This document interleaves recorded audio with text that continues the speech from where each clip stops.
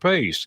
Ben Thomas reports. In an abrupt policy shift, the Fed announced it will shrink its monthly bond purchases at twice the pace it previously announced, likely ending them in March. The bond purchases were intended to hold down long-term interest rates, but the Fed says they're no longer needed, with unemployment falling and inflation at a near 40-year high. That accelerated timetable puts the Fed on a path to start raising interest rates in the first half of next year. And the Fed's new forecast suggests the central bank will raise its benchmark short-term rate, now pinned near zero, 3 times next year, up from just one rate hike projected in September. Ben Thomas, Washington. Colleges starting to require booster shots, also extending mask mandates, and in some cases reverting to online classes. More than 20 colleges have said they will require those additional moves. Schools like Boston University and Notre Dame. More on these stories at townhall.com. Thinking about Fast Track Student Loans can get your student loans out of default, stop any wage garnishments, stop collection calls, and stop seizure of your tax refund. Give yourself a break. Stop the stress and get your student loan payments down to as little as $25 a month based on what you can afford to pay. 800-709-4395, 800-709-4395, 800-709-4395, 800-709-4395. Here's important new information from the Diabetes Solution Center for you, a family member, or a loved one suffering with diabetes. If you have lost your provider, or if you need a provider for diabetic supplies, you may qualify to receive your diabetic testing supplies now with little or no out-of-pocket cost, regardless of your age. All you need is Medicare or private insurance to be potentially eligible. Call the Diabetes Solution Center right now for details. Just takes a couple of minutes. Our friendly, knowledgeable agents will give you free, no-obligation information, handle all the insurance paperwork, and make sure your supplies are delivered directly to your door for free. Call U.S. Medical Supply 24 hours a day. 800-597-9323. 800-597-9323. 800-597-9323. Call right now. 800-597-9323. Out-of-date carpet giving you the blues? Tired of your old dingy and broken tile? Let my friends at the Floor Store in Cleburne, Texas give your home the makeover it deserves. This is Old Taco Joe coming to you for the Floor Store. Whether it's carpet, tile, wood flooring, or real wood laminate, the Floor Store can cover all of your flooring needs. Located at 405 West Henderson Street in Cleburne, Texas, owner Brent Harris can help. Shower tile, tub surrounds, even backsplashes. Give them a call today at 817-641-9444. The Floor Store, they've got you covered. You're listening to JoCo Community Radio.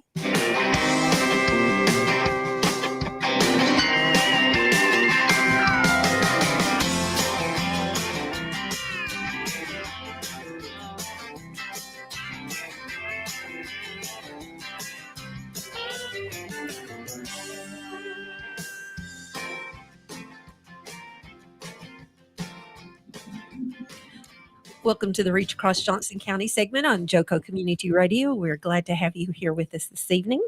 Our topic this evening is going to be what to do if my child is using marijuana. And we have a very special guest that's going to be joining us. It's Dr. Crystal Collier. Can you hear us okay? I sure can. Can you guys hear me okay? Yes, absolutely. So glad you're here with us and everything. We're excited to talk about this topic. I'm going to go ahead and read a little bit about your bio that I have here. Dr. Crystal Collier is an expert in adolescent brain development, prevention programming, parent coaching, addiction, family of origin work, and training new counselors. She created an online plug-and-play prevention program called Brainabouts, which teaches the neurodevelopment effects of risky behavior to students, parents, and staff. In 2020, she published her long-awaited neurodevelopment prevention book, The Neuro Whereabouts Guide, for parents and families who want to prevent youth high-risk behavior. She received her doctorate in counselor education at Sam Houston State University, her master's in clinical psychology at the University of Houston Clear Lake, and her bachelor's in psychology at the University of Nebraska, Omaha. And again, welcome. I want to comment, your book is amazing. And so I've actually got a copy of it here. I don't know if I can see it. Fantastic. So I don't know if you followed our Facebook page at all, but we have been promoting the show today and talking about your book and things like that. We need to have you actually come back another time and just talk strictly about your book, because it's got some really amazing things in it, and I think it would be very helpful. Our coalition, Reach Across Johnson County, is we help to support healthy and safe communities, and we've had some issues in our communities, not well within this last year, where we've had some overdoses and things like that, and a lot of our kids have been in crisis ever since the COVID epidemic, and just being able to deal and cope with things. So after looking through your book and everything, there's so many things.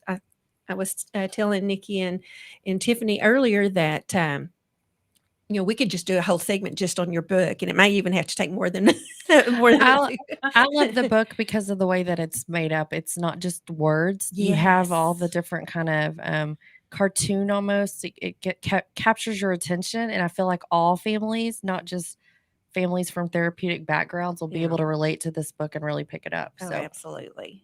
Well, I nicknamed it infographic style. So Yeah. oh, okay, Yes. that's the word I was looking for. I like some kind too. Well, I didn't even introduce myself or my co-host. I'm Shari Phillips. I'm the community liaison for Reach Council and a member of the Reach Across Johnson County Coalition. And I'm the coalition coordinator, Nikki Bowman. Nice to meet you. And I'm Tiffany Carlin. I am a member of the coalition as a volunteer and the owner of JoCo Community Radio.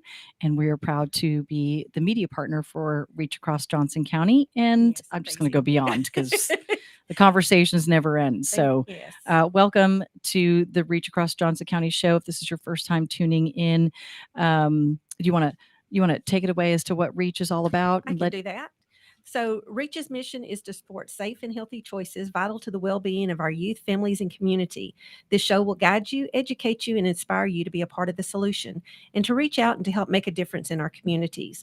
What began as a local movement in the city of Midlothian grew to include programs throughout Ellis County with only a few years, and eventually expanded to our neighboring Johnson County, Texas. And here we are today. Well, fantastic. Glad to have you guys back at the table. Yes, Thank ma'am. you. Glad to have you with us. So as I said, first off, congratulations on the book, the Neuro Whereabouts Guide.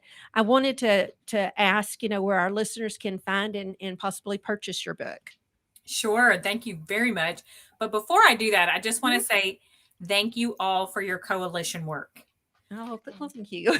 I just really want you guys to know there are so many different organizations out there that are all about studying addiction, studying high-risk behavior. But when it comes to prevention, it's all about coalition movement.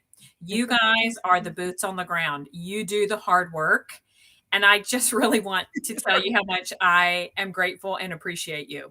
Well, thank you so much. Well, thank you. It's true when the saying, it takes a village. Yes. It takes a village. So we all have to take care of our community. It looks like you have a partner who's working with you. I do. I love it. I absolutely love it. Was there a dog? It's a cat. You can see the cat's tail. So Yeah. I love it. This is Vishnu right here. He's my partner in crime. Oh my gosh, it's There we precious. go. Gotta Now, love when you work from home during COVID times, you get to meet the whole family. That's the truth. I think we've been seeing that a lot on Zoom meetings and Yes. unexpected family members entering the room, as a matter of fact. I know. I don't know how many times I've told my husband, "Get out of the background." Well, if he's got clothes on, it's a plus. I did Okay. have a coworker one time text me and said, "Your husband just walked by in the background with no shirt on." It was one of our staff meetings. I was like, "Oh my god!" Surprise. Well, Surprise, take a exactly. cat's tail any day Yes. over a naked family member. So there you go. Definitely. Oh my goodness. Yep, definitely. Well, Well, let me go ahead and share with us where to get your book. Sure.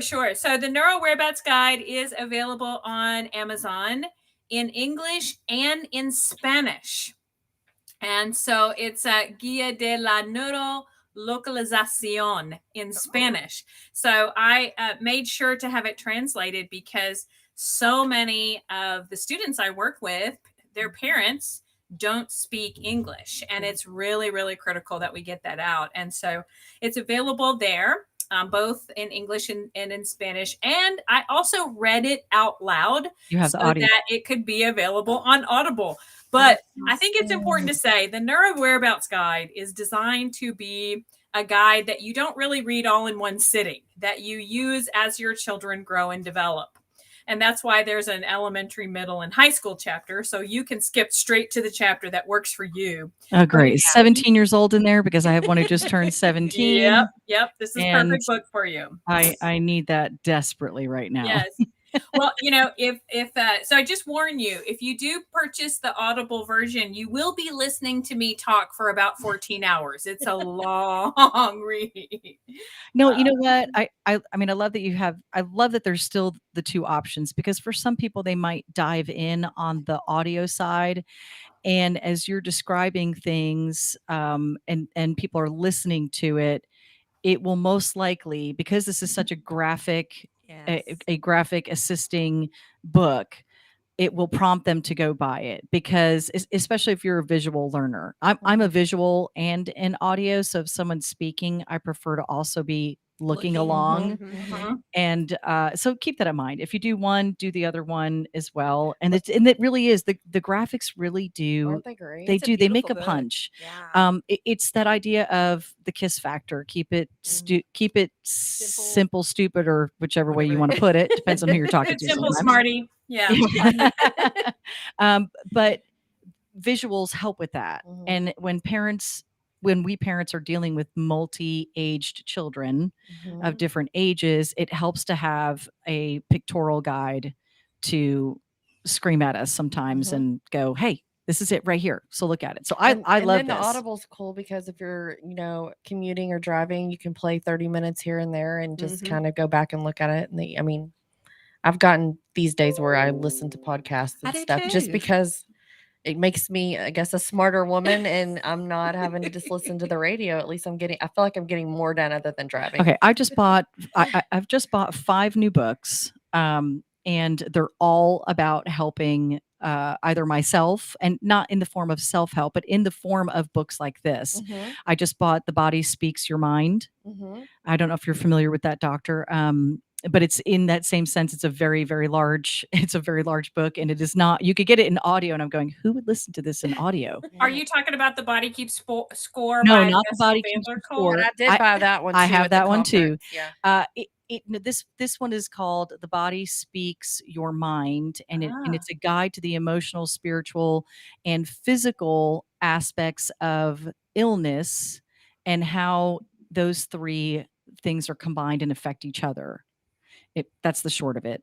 I could read it. We actually talked about it on the 9 a.m. show. We did. We talked about it on the 9 a.m. show. The Body Keeps the Score, but one of the reasons why I do like your book is that book, I opened it and it was just so many scientific words. And I know it's a good book because I've heard great things about it, but I immediately closed it after 3 pages because I just wasn't in the headspace to go there. And I feel like that's what is good about yours, is you can kind of dig in and start really getting everything into your mind. It's kind of entertaining. I mean, and I'm visual, and I love to read. I read all kinds of things and everything. And it's funny because we were going to trainings, and that's when I actually got started on podcasts. I was riding with Jen, and she started doing podcasts, or we did audiobooks. I'd never done an audiobook before, and I thought, well, she got me hooked on it, and that's what I listen to in my car, especially when driving from home to Johnson County and things like that. Gives me an opportunity to read. I know that, so speaking at conferences and stuff, we went to a conference in September, and Dr. Collier was one of the guest speakers there. And so I sit in on her class, and it was really good. And that's when I bought her book. I'm thinking, oh my gosh, this is just so amazing. And she was so good. That's how I ended up buying several of the most recent ones I did that I have purchased. And Your Body Speaks Your Mind, one of our show hosts, Tatiana Miller, she's the one who turned me on to this book. And so doctor, I just want to explain it better because I opened it up and to read it. So it's decoding the emotional, psychological, and spiritual messages that underlie illness. And part of the reason I wanted to make sure I had the book is that there's a reference guide in the back. So if you wanted to look up something specific, you can go to that. So it's it's like you said, it's one of those, it's another type of book where you're not going to sit and read through it page by page. I'm going to go to my 11-year-old in your book, and I'm going to go to my 17-year-old, and I'm going to, Yes. and I'm going to zone in on what I need to zone in Yeah, on. no, So I that's love that you have awesome. it broken down like that. I do. And I wrote it for ninth grade reading levels and below. And so if there are no big words in it. The biggest word is neuro whereabouts, which is a word that I made up Love because it. I wanted parents to learn about their child's neurodevelopment and then be able to parent directly to where their child's brain development is. As a therapist working with teenagers and their families for so many years, so many people would come in and say, "Oh my God, I can't believe they're doing this. What's wrong with them?" When it was really, they were just developing right on time. And so if you know ahead of time what's coming or why your child is acting a certain way, like for instance, when your child gets to be 10, 11, 12, they should start arguing a whole lot more. Yeah. And it's not fun. And it's also great. a lot of the times very irrational, but it also means they're developing right on time. Literally the twins age. I have twin boys, and you have one, and it's just like Maximus is 11, and that is exactly it. It's happening like right and it now. really stinks right now because I feel like they can quote things or look it up immediately if we did not give the correct information, and they can tell us when we're wrong. Like we didn't have that growing up, where we could Wikipedia or Google something and tell our parents, nope, that's not what this says. Yeah. Okay, good to know. He's right on target. He's doing what he's supposed to be doing. He is arguing. Okay. Well, and that's something really good to know because I didn't know things like that, but that just kind of reassures you a little bit that okay, this is normal. And I think that's really cool, and that's why I like the book. So when they're coming into this age, this 10, 11, 12 age, and they should be arguing more, and you're saying that is right on time. That's when it's supposed to be happening. Is this a neurological effect from puberty, from the hormones changes that are going on inside of them, or is it just literal brain growth that's happening? It's actually both. And so that was a great question. Our brain grows in two phases, birth to 11, 12. Then around that age, puberty kicks in the second phase of development that doesn't stop until 25. But it's really the hormones of puberty that kick in that second phase of development. And so you see this kind of this dual process that kicks in at that stage. And it's also the stage where higher level brain skills that we call executive functioning skills start to grow. Like one of those is abstract reasoning, which is such an important skill to be able to imagine what other people are thinking and feeling. And that gives you the ability to have very deep empathy. But when you're 11, 12 years old, you only have 10% of that's grown. So it's like just enough to give you the ability to argue really irrationally, but not enough of the ability to have empathy for how annoying you are to your parents. Oh my God, that's true. That is true. In the book, you'll see this. My character is, I've got a character that's a power struggle worm on a hook.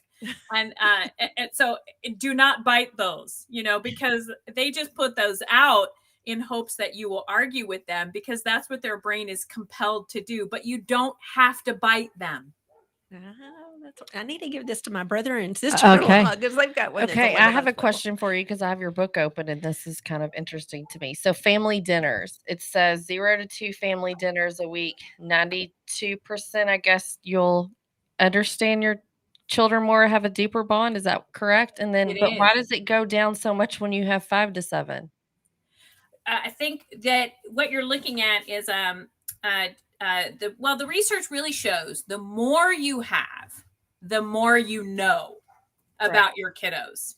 And the less family dinners you have, the less you know.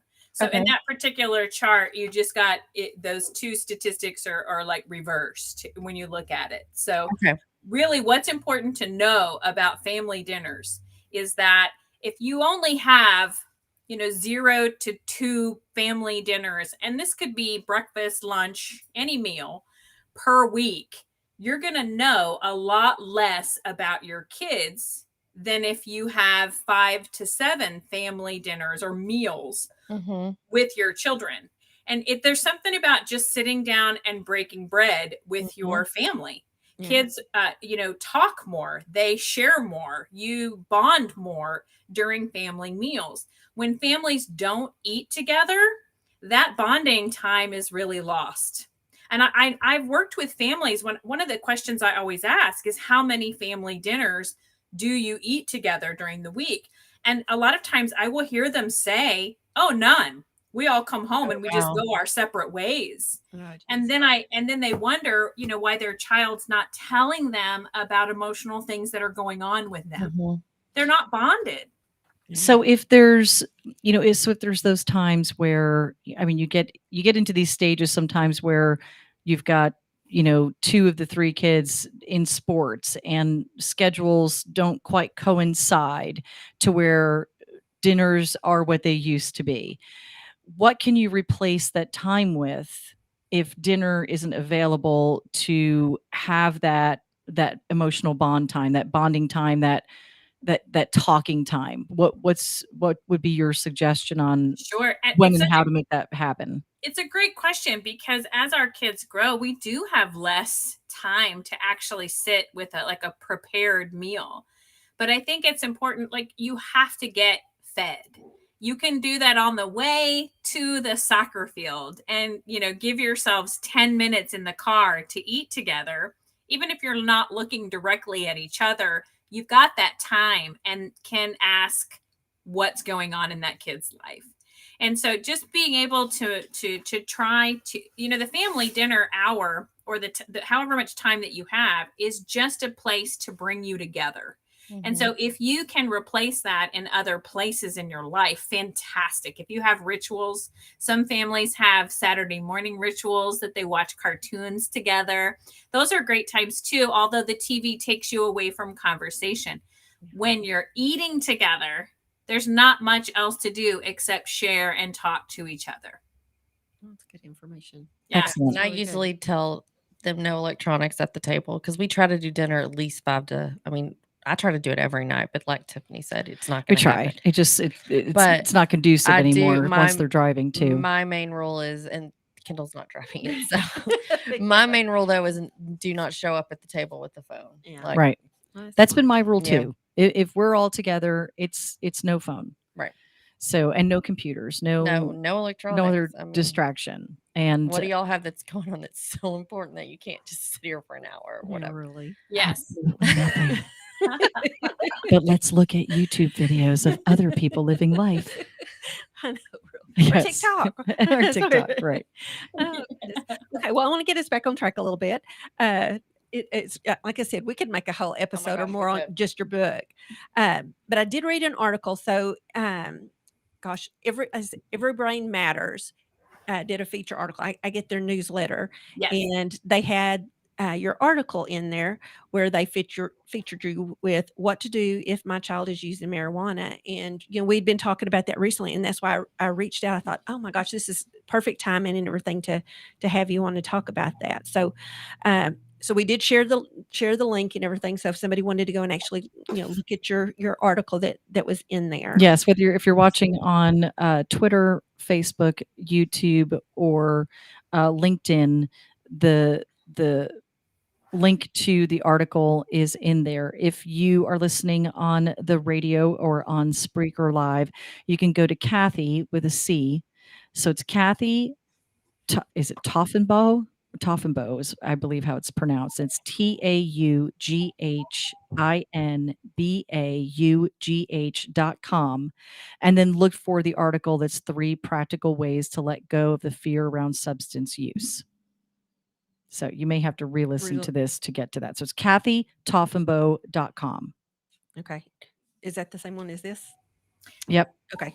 All right. Just making sure. I don't know. It's whatever you. It's whatever I sent to you. It's whatever you I sent may to have me. sent you 2 different ones. So okay. We'll double check that. We'll just make sure. Yeah, I think you're thinking about the blog post that I did for Every Brain Matters when we talked about what to do if your child is using marijuana.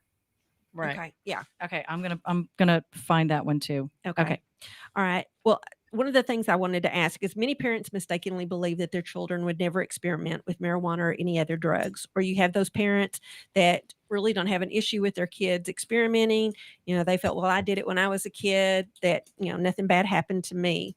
What do you say to things like that? So I always empathize first, because our kids are living in a very different time than we did. Oh gosh, yes. The internet was born in 1983, and it really amplified how many high risk behavior our kids are dealing with. And this was really the impetus for my book. Is I started off studying how drugs and alcohol affect the brain, and I started to realize there's a lot of other behaviors out there that do the same thing by shutting off our frontal lobe and keeping our kids arrested. That executive functioning development is not developing. And so in the book, you'll see that I have tracked 18 different high risk behavior, and I graph them. So when they spike, when you should have your conversation. Marijuana is one of those 18. Okay. And I think it's a critical topic to bring up, because we have 36 states in our union who have changed laws about marijuana contrary to federal law, making sure that in many states it is legal now to recreationally or medicinally, quote unquote, use it. And there is no regulation for these companies. So they are increasing the amount of potency, the THC, which is a molecule in marijuana that causes intoxication and addiction. These companies that are manufacturing these products today have absolutely no cap. I'm stand corrected. Colorado just got a law passed that they capped the amount of THC that can be in products, which is amazing, because, in 1969, it was about 2% THC. And with no cap, I have seen billboards advertising for 99% THC. Oh, gosh. That's crazy. Wow. Extreme. Yeah. And here in Houston, where I live, the DEA has reported that the amount of THC in the weed on our city streets is between 17 and 27% THC. So this is, it's interesting, because when you look at the literature that studied it, they study weed or marijuana products, cannabis products that have 10% THC or less. So we haven't even studied the potent marijuana that's on the streets today. Oh my goodness. That's scary. Oh yeah. That's very scary. Well, I wanted to, so on my list of questions, I kind of want to jump ahead just a little bit. What age do you think parents should start talking to their kids about this? Oh, that's a great question, because kids really need to hear this information from their parents before they hear it from their peers at school. Yeah. And we are seeing that as young as 6th grade, kids are starting to use. That means before our kids get to middle school, we need to have these conversations. And the family code is a great way to do it, which is one of those topics in the book that we could have a whole session on, is how to create a family code, how to use that. But it's a great way to decide as a family what your rules and values are. Okay. And so being able to, like if you imagine when your kiddo is in 3rd grade, 4th grade, 5th grade, you sit down after maybe a family dinner and you say, we're going to do a fun activity. We're going to create our family code. And we're going to decide what our values are. And we're going to decide what negative behaviors we don't want to engage in. There's an activity guide in the tools section. Okay. And our family code is, in our family, we treat others with kindness, compassion, and respect on and offline. We don't do drugs ever, and we only drink when we're 21 or older. And then you use that code to talk about different subjects when you're at the family dinner. And so I've got a conversation starter calendar in the tools section that has all the prevention dates. So on National Smokeout Day, you can say, hey, you guys know it's National Smokeout Day, and your 4th grader is going to be like, what's that? And then you can say, well, have you seen anybody smoking in your grade yet? Well, yeah, Uncle so-and-so smokes, or that kind of, and you can talk about, but in our family, our code is we don't use drugs. And so this is something that we choose not to do. Okay. Well, hold on. We're going to go to our break real quick, and then we'll come back and pick up on this conversation. Thank you. Right.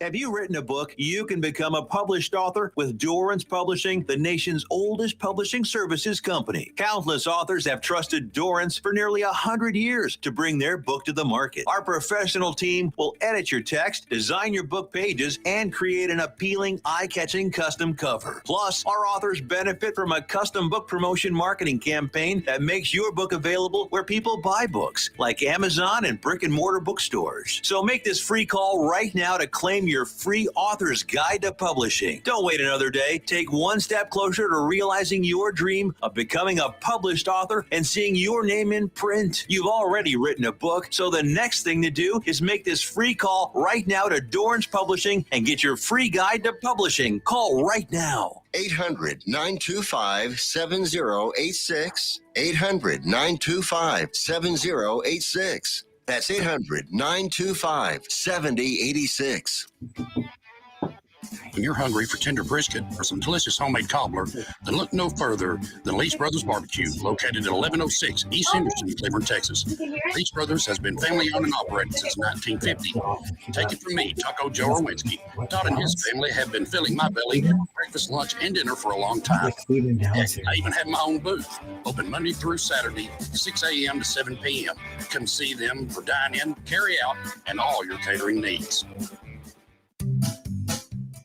Hey, there's something you forgot to do. It sure is hot.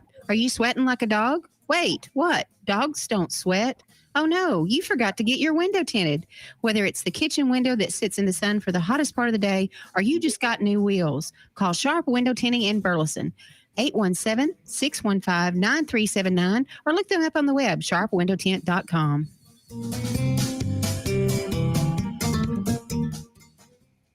You're listening to JoCo Community Radio.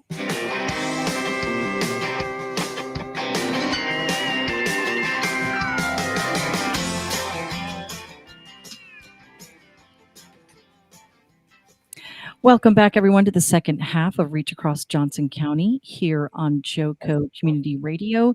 JoCo Community Radio is the voice of Johnson County, Texas, and live 365 on the TuneIn Radio network. To listen on the radio, simply go to TuneIn JoCo, that's JoCo.com, and download the free app. That's right, it's free. There's a little X, faded X that's hiding up in the top right corner of your phone or your tablet or your computer. Just hit that X and go right into the app. You do not have to have a paid subscription, although TuneIn would love for you to have that. We are streaming live simultaneously on YouTube as well, and Twitter and LinkedIn in beta. And all of our shows can also be found on any one of your favorite podcast platforms, such as Spotify, iTunes, Amazon, and Spreaker. Check out our lineup and more on JoCoCommunityRadio.com. Thanks again for tuning in. This episode and more brought to you by Next Level Claims, making your insurance work for you. Hail happens, storms happen, wind is happening these next couple of days, I think, and that creates damage to your home or commercial property. You've got to have someone to help you advocate with your insurance companies, because that's right, 99.9% of the time they do not want to pay you that full amount of that claim. So reach out to your local Texas sales representative, Nona Reed, at toll-free 844-TEX-HAIL. That's toll-free 844-TEX-HAIL, and get her in your corner before the next storm hits. So again, welcome back. I'm Tiffany Carlin. I am a volunteer with the Reach Coalition and owner of JoCo Community Radio, and proud to be the media partner with the Reach Coalition. Shari Phillips, Nikki Bauman, hello, and our wonderful guest, Dr. Crystal Collier. Welcome back. Yeah, welcome back. Thank you so much. I know we were talking about the family code when we went to break. Is there anything else that you would like to kind of talk about on it before we go to the next question? Oh, sure. So the family code can be a great way not to lecture. You know, you don't have a lecture. You just simply say, here's the family code. Research shows that it unifies families. Kids feel empowered when they feel in unity with their family. And so, kids will say, oh no, that my family doesn't do this. That was one of the mistakes my mom made, is that I was 12 years old when I took my first drink of alcohol, but she never said to me, don't drink alcohol. Yeah. And she never had the drug conversation with me. So I just didn't know. And when somebody said, here, have a beer at 12, I had no idea that was harmful for my brain. And so to have that conversation, 3rd, 4th, 5th grade, when it's developmentally appropriate to prepare them. And then when they get older and they walk out the door, to the high risk situation, like the football game or the slumber party, which is where high risk behavior takes place, then you can say, remember the code. Remember what's the family code, right? And when your teenager's like, oh my God, Mom, the family code now. That should be music to your ears that they've memorized it. They statistically are more likely to actually say no when they know what your rule is about it. Wow. I like that. And I think a lot of parents these days, and even when I was growing up, they felt like if they didn't bring it up, then it obviously probably wasn't happening, and why bring things to the surface. And I love that you said that they're actually listening. Mm-hmm. They are. So many parents say, oh, my child doesn't do that. And then I'll assess their child, and they've been doing it for a couple of years. Wow. Yep. Definitely. Yeah. We just did a cool exercise similar to the family code that was recommended to me by a counselor. And that was empowering the kids to set their own rules and consequences. And so I did this with just my 17-year-old and my 18-year-old. And we sat them down and I said, okay, I'd like you to write what you think your rules should be right now. And so I did that first. I didn't mention the consequences. And then when they were done, I said, okay, now I want you to write the consequences for breaking those rules. And it was so interesting to see the 17-year-old who does break, he pushes those boundaries very, very hard. He just turned 17 today. Happy birthday, Maverick. But he pushes those boundaries quite often. And what was interesting is when he wrote his rules down, he pretty much wrote down the rules that we already had for him. And so where he gave himself an 11 o'clock curfew on the weekends. And I was like, wow. All I'm thinking is to myself, of course, well, you really sold yourself short there, buddy, because I was going to give you 12 because you're about to turn 17. But what was great about it is that it opened up a conversation to where we then adjusted them. We didn't make that our new rule to live by, but we then adjusted them slightly to make sure we were covering everything. But the outcome from it and their reaction from it was awesome. What kind of consequences did they come up with?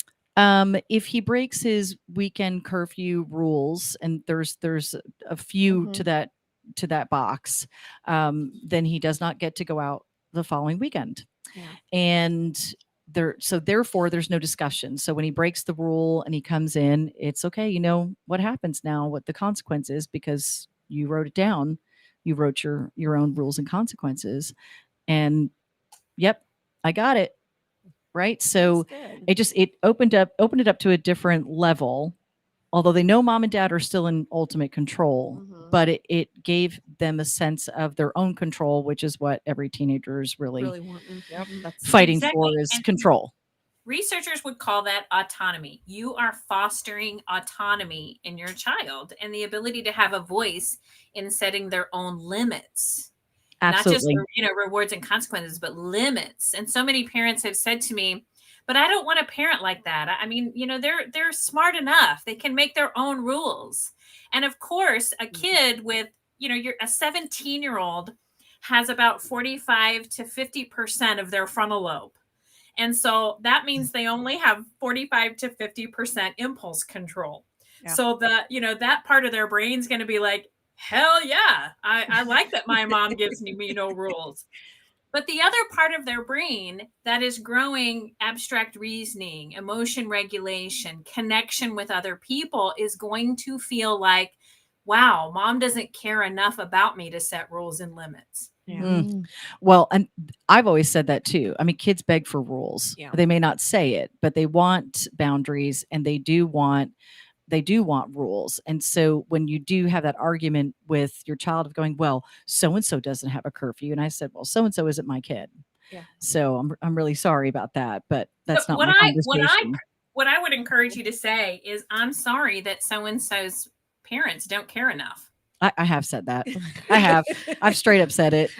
Because you don't want to insult somebody. You don't want to insult them. We all know Tiffany said it. No, I don't have any problem saying it. Right. Yeah.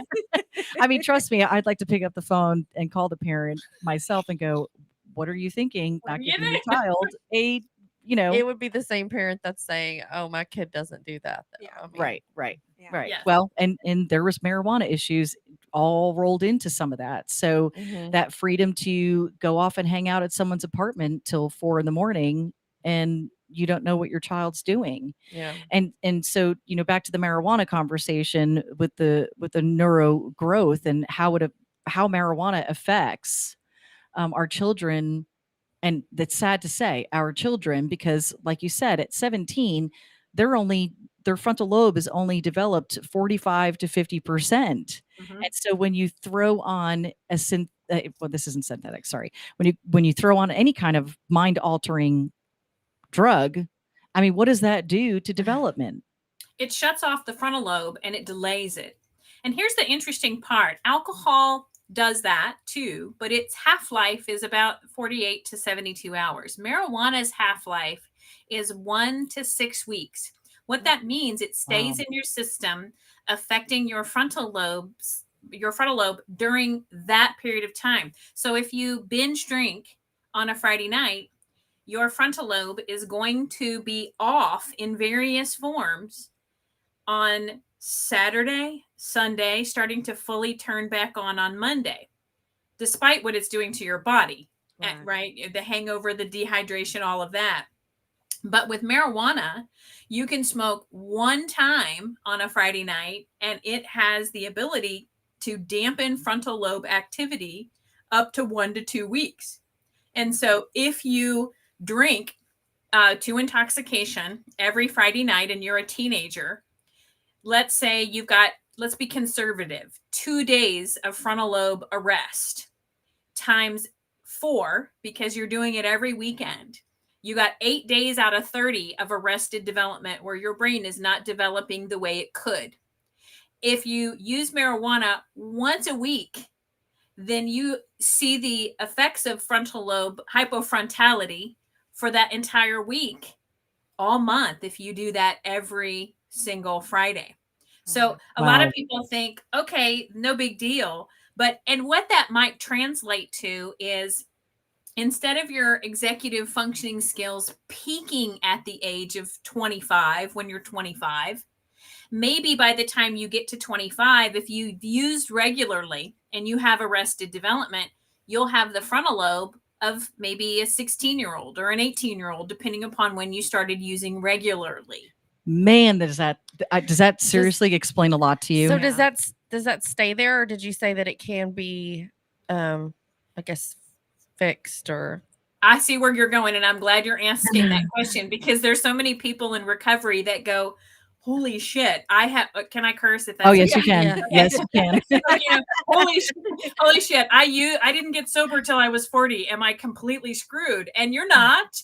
But you've got to remember that those executive functioning skills that you didn't grow in your adolescence, you now have to grow at 40 years. Yeah. And it takes longer, right? It takes a lot longer. It takes longer to learn those skills when you're older, just because the plasticity in your brain is almost gone at that point. You can still learn, you grow new dendrites forever, but you just grow them so slowly. So that's why I have this saying, you have to be your child's frontal lobe until they grow one of their own. Oh, I like that. So really cool. till 25. Till 25. Yeah. Yeah. Well, I mean, look, in all reality, I mean, we have to carry our children on our insurance until they're 26. Yeah. So, maybe that's, part of that thinking that someone had down the road of going, hey, look, these kids aren't back to normal until they're 25 years old. And that's if they didn't use drugs and alcohol. So Exactly. this is truly the reality. Well, our drinking laws have slowly caught up. In many states, it used to be 16 was the drinking law. But as the science comes out, we're usually about 10 to 15 years behind it legally.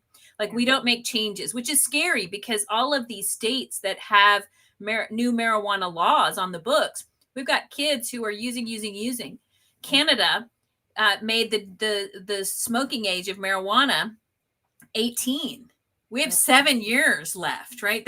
I really am mad at all of Canada for doing that because they could have at least done 21, right? And so as the drinking age has risen up to 18, then 21, we see the effects of arrested development go down. Not to mention drunk driving, alcoholism rates, and all the negative things that happen from alcohol. Those all go down when drinking ages go up.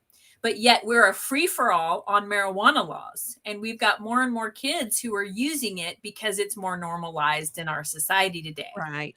Well, and people think that it's safer, but I see that you have said marijuana today is more dangerous than before. So would you consider it as dangerous or more dangerous than alcohol? I would consider it more dangerous because of what I just talked about with the half-life. It stays in your brain, arresting your development longer. And that there's a lot of longitudinal study. And in the book, I put short-term effects and long-term effects. And it also depends upon how much you use. If you use 1 or 2 times a year, that really is truly recreationally. Once in a while, you probably won't have the effects of arrested development as long as you make it out of that night alive, right? But if you use in a regular, consistent pace at a medium or a high level, meaning you use it weekly or up to daily, you're looking at the arrested development and loss of 8 to 9 IQ points. You're looking at a loss of $25,000 per year of lost income. I mean, this is life changing. And it's interesting too, because a lot of people who are pro marijuana use say that they're happier, that they are less depressed. They're less because they're stoned and not worrying. Exactly. Well, but none of the research actually shows good effects for combating those things, but it actually shows the opposite, that it can cause psychosis, anxiety, depression. And it's interesting. Bipolar too. Right. All of the studies show that people who use on a long-term basis, their life satisfaction ratings are statistically significantly lower than other people. And I don't have judgment if people want to use it as a quote unquote medicine for whatever they think they're using it medicinally for. That is their prerogative. It's illegal, and if it's okay in their state. But what I worry about is what they're losing. Instead of creating long strings of neurons in their brain for coping with depression and anxiety naturally, they're using a drug that shuts off their ability to learn those things. Well, then, and also what's, on top of that, let's say you're medicated for bipolar or bipolar 2, and you're still self-medicating with marijuana. What are the effects of marijuana when you are taking medicines? So that's such a good question, because when you look at how our brain works, when you increase one neurotransmitter, it may cause another neurotransmitter or hormone to decrease in another part of your brain, because all of our neurons are networked and connected. So if you change one part of the system, you're going to have effects all over. And so a lot of times what I see is people who are on a mood stabilizer, and then they use a cannabis product, which is really a depressant, a central nervous system depressant. What you see is that those two medications, or the drug and the medication, cancel each other out. You don't get the therapeutic effects from your medication when you're using a substance that's addictive. Wow. So in cases of parents who mistakenly believe that their children would never experiment with marijuana or any other drug, right? And then you find out that they are, or the parents don't have an issue with their children experimenting because they did it, quote unquote. Well, I smoked pot when I was in high school. Or they believe it's a rite of passage to experiment because, well, we should all have that right to experiment, What would you say to those parents to wake them up? I would let them know there is absolutely no evidence that experimentation can reduce negative use later on. But there are decades, mounds of studies that say earlier experimentation increases risk of addiction and negative outcomes. And you can rely on the science. Bottom line is it hurts your brain development. That gives you scientific justification to say no. And if you did it in high school, it's important to say, you know what, I did, but here are the negative consequences that I had. You know, you don't want to share with your kiddos all those awesome parties that you had, right? Well, you know, you want to make sure that you share that these are, you know, some of these moments you may have enjoyed, but some you really regret. And that now we also have a lot more research and a lot more science that shows us this is not the drug that it used to be, that was used to be a mild psychoactive substance. You know, now they boil it down into a resin, they harden that, they add white powders and fentanyls to it, make it snortable. This is an illicit drug. It's not what the bud and the flower is that, you know, hippies used to smoke. It's really potent and causes all kinds of negative effects in your brain and your body. Wow. It's scary. It is It scary. is.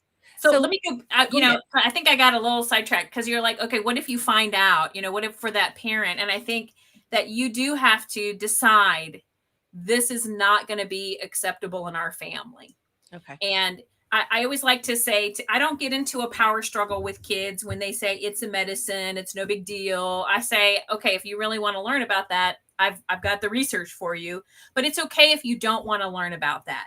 What's your family rule? Because the bottom line is if you want to live harmoniously in your household, you got to follow their rules. And I tell you what, when you get to be older, 25 or older, and you want to smoke a forest for all I care. Just wait till your brain is grown and developed, and then you probably will make a different decision anyway. That's right. Very good point. Very good point. Very good point. So so when you're talking to kids, in your experience, what do you think is truly the best age to start talking to your children about marijuana use? Is there a point? Is there an age that's too soon? So I don't think so. I really don't think so. I think with young kids, you can just talk about substances, and they may say, you mean like cigarettes or vaping? They may know those more often, but you know, marijuana is such a ubiquitous term and topic in our culture that I think starting at, you know, 7, 8, 9 years old is really empowering for kids, because then they feel like you believe they're smart enough to get this. And that's why I put scripts in the book. So if you're like, what do I say about these things? I think the harder topics are sex, pornography, self-injury, suicide. You know, what do I say? So I put scripts for each age group in there. The younger that you start those topics, they then relate and they're not so awkward. Because I know just working in foster care and child welfare, we would have these trainings and I would be like, oh my gosh, I want my kids to understand sexual abuse and make sure that they're safe. And my husband would think I was crazy, but I would sit them down young. And then over time, I can bring up sexual topics or anything with the boys and my daughter, and it's normal. It's not awkward because I did it when they were so young. I did too. And I think that that's kind of the same thing with this. You know, we've had Liam on, one of the twins. He was on here on a marijuana episode, and he sat here, heard all the statistics. And I think that knowledge is power. Absolutely. I want to dive into, there's a few things here that we definitely want to make sure that we touch on. But speaking of children and doing their own research, I was driving my now 17-year-old to school on Friday, and he just randomly brought up and told me that, did you know that marijuana affects your natural melatonin production? I went, oh, really? And I'm thinking, I didn't dive in the moment because we were approaching school anyway, and I didn't know how deep of a conversation I wanted to get into before he was getting out of the car. So I haven't had this follow-up conversation with him yet to go, well, I wonder what prompted that conversation. I wonder what prompted him to look that up. And so I pulled something up on that, and I wanted to ask you. So it says 1 to 3, cannabis alters the sleep-wake cycle, increases the production of melatonin, and can inhibit the arousal system by activating cannabinoid type 1, which is CB1, receptors in the basal forebrain and other wake-promoting centers. So what I understand from that, and then I read it in somewhere in a much more dumbed down scenario, is that because it increases the production of melatonin, that if you're a regular marijuana user, that if you stop, your natural melatonin production has decreased. Yes, and you're used to being much more sleepy, and then you have difficulty getting to sleep. And so it really, are you guys still hearing me? Yeah, you're good. You're Yeah. good. Yeah. Good. I was fixing something. Yeah, it really throws the whole natural system off. And that's why it kind of is so maddening to me, because I hear so many people who use it say, oh, well, I use it to sleep. And I'm thinking, but you've created a dependency now. If you actually worked on your sleep hygiene and actually supplemented your body with melatonin, you don't have to use cannabis that binds to the cannabinoid receptor sites. You can actually just use melatonin, which is something that your body produces naturally, although it produces less of it as you age. But it's okay to actually take the natural supplement rather than taking a medication or a drug like cannabis that screws up the system. So I'm so glad that I brought that. I honestly can't believe that he brought it up to me, and I am going to dive in with him after his birthday. So like, not Mom, today. I just wanted to give you the stat. I don't want to talk about it. He had to. He clearly wanted to have this conversation, and so part of the reason I wanted to bring it up too is to say, hey, parents, if your kids are bringing it up, it's good. This is a good thing, and have the conversation, dive into whatever it is. But can I jump in and give you? Sure. Can I give you? I would love to coach you in that moment. And I get that you were driving someplace, so it wasn't optimal. But the 3 magic words are not "I love you." The 3 magic words are "Tell me more." Tell me more. Oh, okay, I love it. I love that. You're totally right. Well, I know we're you're totally right. Yeah, we're down into our last minute and a half. I wanted to, first of all, I'd love to have you come back and join us again, because I know that we could do. This is like a 3-4 part show for sure. Absolutely. It's been amazing. It flew by. I know, and I wanted to, let everybody know. Please check out her book. She has got so much great information in here, and for so many different age levels, and it's really great information. And this article, this interview that she's in, is if you go to everybrainmatters.org and then go to the search, this is the best way to get to it, and then search for Dr. Crystal Collier, it will pop into that interview, and it'll bring up more information that we didn't actually get to today and everything. But you could finish. I mean, they could go into it. You can finish off on that families in crisis. Yes. The denial and active solutions. I mean, it's there. Can I read this excerpt from your interview? Once educated about marijuana's damaging effects, especially on brain development, parents can begin the process of addressing their child's marijuana abuse by locating a clinician well-versed in youth behavioral health and substance use issues. Finding a counselor or social worker who understands neurodevelopment and change theory will improve the chances for developing a working relationship in which the youth and family may feel supported, especially if hard boundaries must be set. That's amazing. Truth. Yes. Yeah. Well, thank you so very much, Dr. Collier, for joining us today. And I will be reaching back out and see if there's another opportunity that you can join us again. I'd love to. Thank you guys so much for all your hard work in the coalition. Thank you. We'll see you back here next Wednesday on Reach. Take care. Have a great night. Bye.